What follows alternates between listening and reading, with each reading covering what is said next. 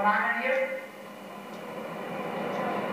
अत्यन्तै नृशंस आतंककारी क्रियाकलापको घृणा अथवा योजना गर्दा निन्दा र घोषणा गर्न चाहन्छु। सरकारलाई अवैध हतियार राखेको थाहा पाए पनि चुप लागेर बस्ने खालको अवस्था अथवा कुन समूहले यो काम गरेको छ त्यो समूहमा त्यहाँ उपस्थित भएको मान्छे देखिएर मलाई त्यो काम गराउने समूह भेटिसकेको छैन। त्यसमा सरकारले ध्यान दिनुपर्छ र कसैले यस्ता काम गर्न पनि पाउँदैन, गराउन पनि पाउँदैन।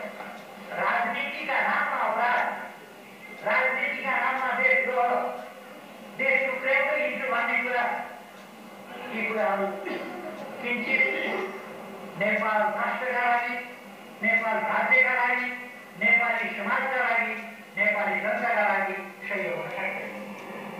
सबै गर्न खोज्दा आतंककारी तत्त्वहरू त्यसभित्र घुसेर परिस्थितिलाई बिगार्ने, वातावरणलाई बिगार्ने खालका कामहरू भइरहेका छन्।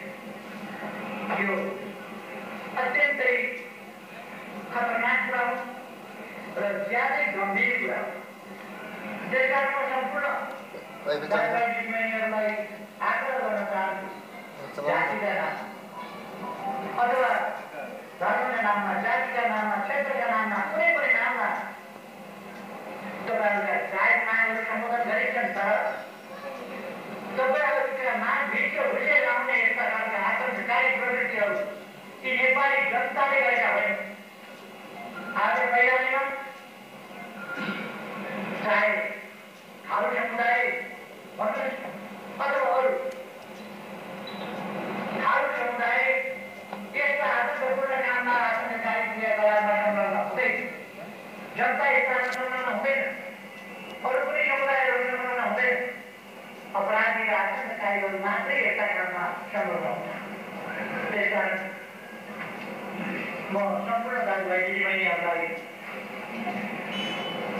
समाजमा आउन, कुराकानीमा आउन, आफ्ना मागहरू विधिवत ढङ्गले अगाडि बढाउन र त्यसले गर्दा पनि साम्प्रदायिक सद्भाव भित्रिन नपाओस्, खल्को ल्याउन नपाओस्, नेपालीहरूका बिचमा सद्भाव बिगार्ने, जातीय वा अरू प्रकारका विद्वेष र घृणा फैलाउने र त्यस नाममा यस प्रकारका घृणित अपराधीहरू पसेर घुसपैठ गरेर जनताका ती माग र आन्दोलनहरूलाई बिटोर्ने गरी जुन क्रियाकलाप गर्न खोजेका छन् त्यस्ता कुराहरूले ठाउँ नपाउन् भन्ने कुरामा सम्पूर्ण दाजुभाइ दिदीबहिनीहरू होसियार